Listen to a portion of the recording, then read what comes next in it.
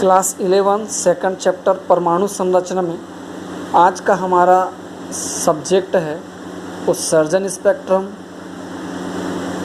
Rutherford परमाणु model की कमियां और बोर सिद्धांत। पिछले वीडियो में हमने रदरफोर्ड सिद्धांत पढ़ा था। बात करते हैं उत्सर्जन स्पेक्ट्रम की। उत्सर्जन स्पेक्ट्रम क्या है? जब किसी स्रोत द्वारा उत्सर्जित विकिरण को एक प्रिज्म में से गुजारा जाता है तथा फिर इसे फोटोग्राफिक प्लेट पर प्राप्त किया जाता है तो इससे हमको स्पेक्ट्रम की लाइनें मिलती हैं, जिसको उत्सर्जन स्पेक्ट्रम कहते हैं।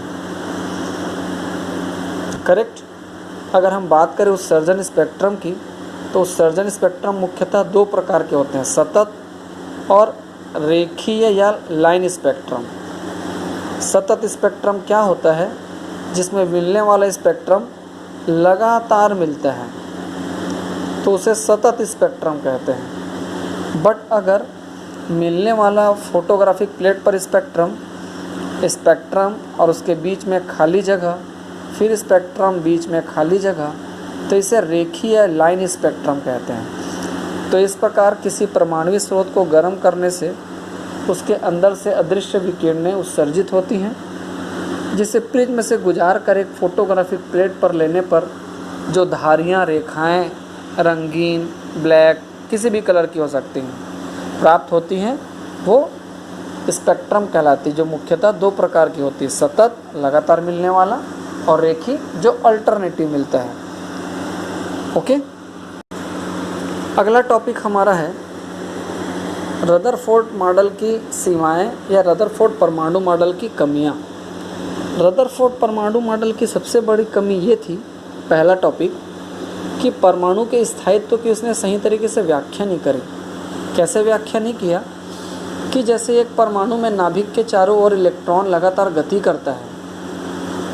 अब समस्या यह है कि नाभिक पर प्लस चार्ज होता है और इलेक्ट्रॉन पर माइनस चार्ज होता है, तो प्लस और माइनस के कॉम्बिनेशन में एक दूसरे में आकर्षण होता है। तो जब तक इलेक्ट्रॉन की गति रहती है तब तक तो ये आकर्षण बल कम रहता है, क्योंकि इलेक्ट्रॉन की गति के कारण बाहर की ओर भी बल लगता है जो उसे अंदर की ओर आकर्षित होने से रोकता है।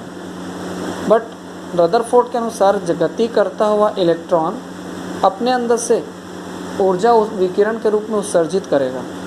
अगर ऐसा कर रहा है तो उसकी गति कम होने लगेगी, और अगर गति कम होने लगेगी तो नाभिक के प्रति आकर्षण बढ़ने से वो धीरे धीरे नाभिक की ओर आकर्षित होकर उसमें गिर जाएगा।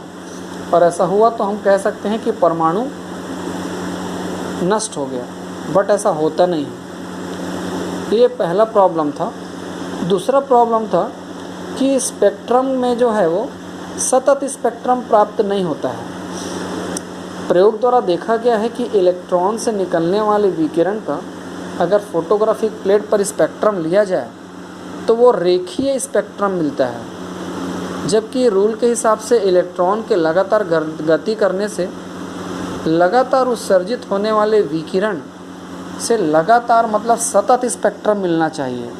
बट प्रयोग में रेखीय स्पेक्ट्रम मिलता है। तो ये दो कारणों के कारण रदरफोर्ड परमाणु मॉडल जो है वो आगे जाके थोड़ा सा ड्रॉप आउट हो गया है।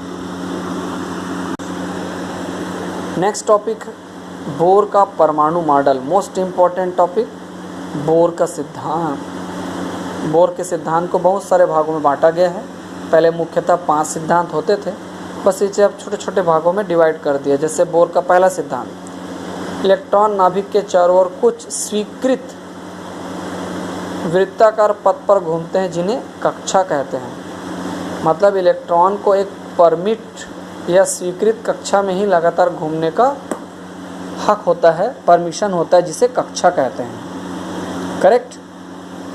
दूसरा टॉपिक, प्रत्येक कक्षा ऊर्जा की निश्चित मात्रा से संलग्न रहती है, जिसे ऊर्जा स्तर कहते हैं या ऊर्जा कोश कहते हैं, जिन्हें 1, 2, 3 या कैपिटल KLMN से दर्शाते हैं।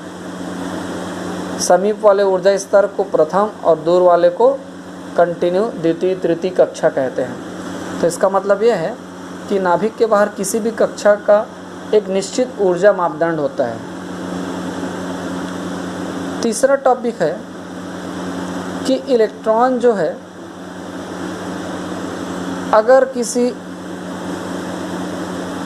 कक्षा में घूम रहा है, तो इलेक्ट्रॉन जिस कक्षा में घूम रहा है उस कक्षा में सदैव घूमते हुए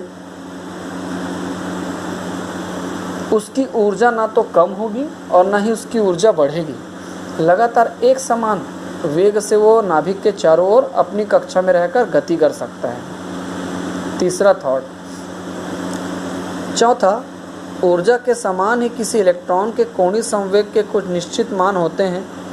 कोणीय संवेग के केवल संभावित मानों को निम्न व्यंजक द्वारा प्रूव करते हैं। अर्थात यह है कि इलेक्ट्रॉन जिस भी कक्षा में घूमेगा उसके लिए उसका द्रव्यमान, वेग और नाभिक से दूरी अर्थात कोणीय संवेग का मान NH/2π का सरल गुणक होना चाहिए, जहाँ n कक्षा की संख्या है और h प्लांक नियतांक होता है।